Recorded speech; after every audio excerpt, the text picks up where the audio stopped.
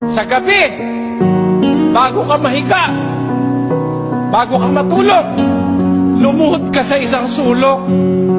Magpasalamat ka sa Diyos sa Kanyang kabutihan. Panginoon, salamat po. Iniligtas mo kaming pamilya sa maghapon. Salamat po sa mga biyayang natanggap namin. Salamat sa iyong pag-iingat. Sana ingatan mo kaming patuloy sa magdamag. Alalahanin mo ang aking asawa at mga anak. Sana po, iligtas mo sila sa mabibigat na karamdaman. Sana'y makapagpatuloy kami ng aming pagsunod sa kalooban mo hanggang sa katapusan. Maraming salamat po sa iyo, Ama. Amin. Sa pangalan ng aming Panginoong Jesus. Amin. Papiraso lang yon, mga kapatid. Sabi ng Biblia, ang hain ng masama, kasuklap-suklap sa Panginoon. Ngunit, ang dalangin ng matuwid ay kanyang kaluguran.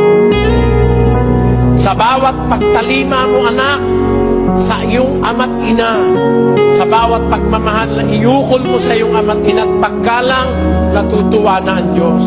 Hindi mahal ang kaluguran ng Diyos. It is within our resources and within our reach. Lalo na kung tayo nagpupuri sa pamamagitan ng pagpapasalamat. Kaya huwag niyong kakalimutan, mga kapatid, ang paggawa ng mabuti ay pagpapalugod sa Diyos. Ang pagtulong sa nangangailangan ay pagpapalugod sa Diyos. Lahat ng ating gagawing ayon sa batas ng Biblia na pinag-aralan natin ay pagpapalugod sa Diyos. Ayan. Sa dahilang yan, sa gawain yan, nakakaramdaman ng galit ang Diyos araw-araw sa mga taong masasama na pasasaya naman natin ang kanyang kalooban sa ating pagsunod sa kanyang mga kautusan.